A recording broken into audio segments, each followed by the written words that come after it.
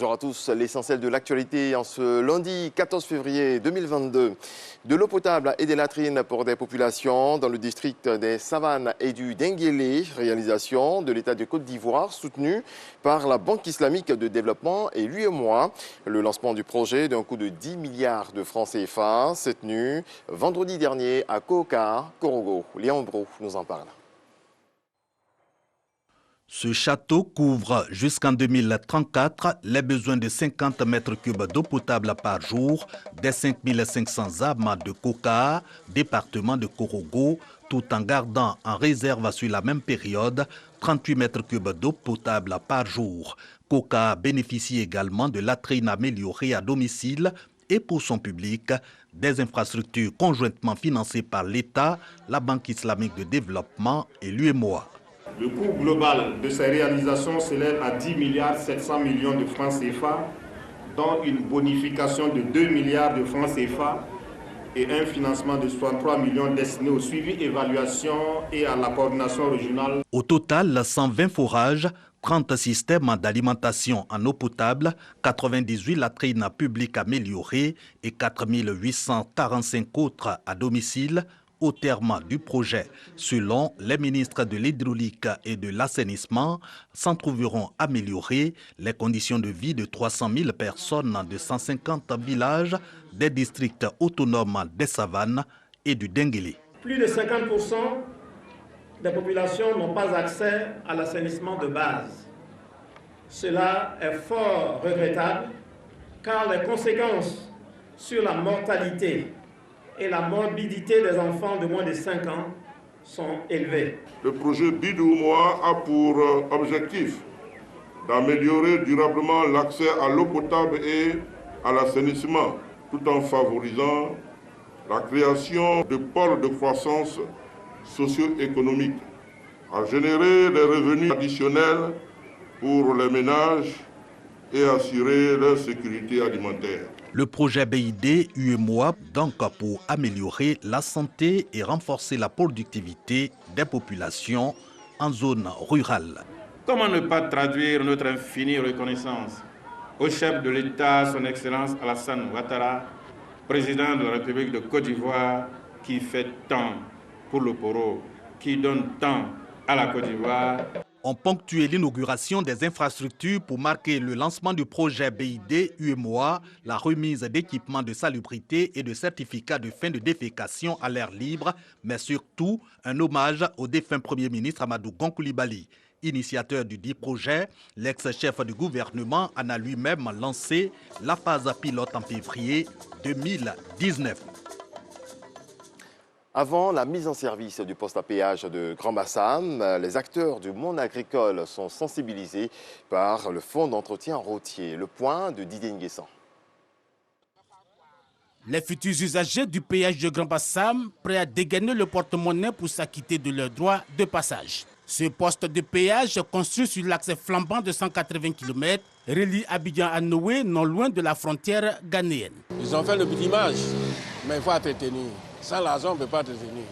S'il y a pont à péage, on peut avoir l'argent pour entretenir notre route. Et la route, c'est notre bureau. Tout ce qui roule dans le véhicule, il faut une bonne route. C'est pour ça que nous sommes d'accord. Mais les automobilistes amenés à franchir régulièrement la barrière de péage de Grand Bassam émettent quelques observations dont la prise en compte devrait concourir à une plus forte implication. Le principe du péage est bon.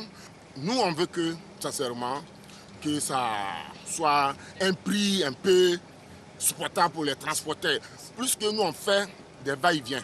C'est pour lever toutes ces inquiétudes que le Haut Conseil du patronat des transporteurs a rassemblé l'ensemble des usagers de la route Abidjan-Noé à la mairie de la ville d'Aboissou.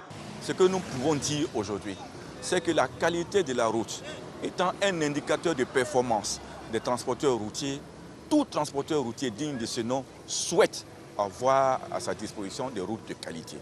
Le gouvernement ivoirien étant engagé sur ce chantier, la question de son entretien et de sa préservation est une question partagée par tous. Au-delà des Grands Bassam, la politique des routes payantes qui va s'étendre à tous les grands axes participe de la pérennité de l'activité du transport en Côte d'Ivoire. L'appel que nous lançons aujourd'hui, c'est que nous devenons aujourd'hui les agents de préservation de la route, les agents d'entretien de la route. Donc s'il y a des opérations de péage qui sont engagées, cela veut dire tout simplement que l'État est en train de nous aider à avoir de bonnes routes 24 heures sur 24. La tarification du passage et la date de mise en service du péage de Grand Bassam ne sont pas encore connues avec précision, mais le gouvernement affirme que les travaux sont achevés à 98%. C'est un reportage de Lansini Bakayoko. Hier, dans le 13h magazine du dimanche, il était question d'amour, l'amour dans le couple. Hamza Diaby a invité Kunli Nati, elle est Love Mentor. Elle est venue dire comment faire pour maintenir la flamme d'amour allumée dans vos couples. Extrait.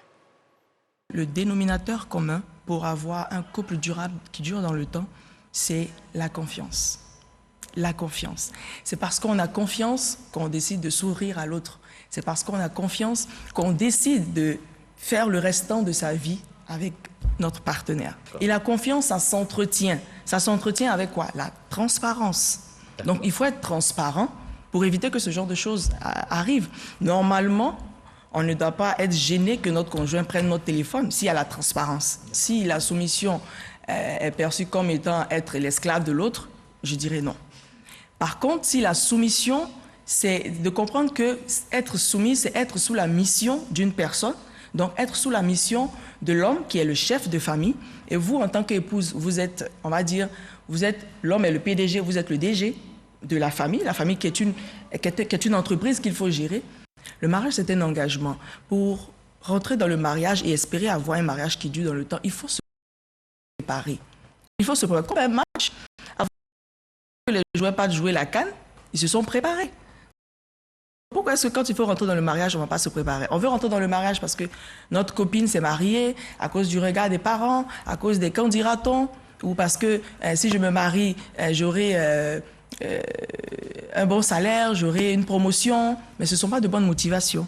Ne cherchez pas à avoir forcément un conjoint parfait, cherchez plutôt vous-même à être le conjoint qu'on n'a pas envie de quitter. Voilà, les beaux conseils. Merci à toutes et à tous de nous avoir suivis. C'est la fin de ce point de vue.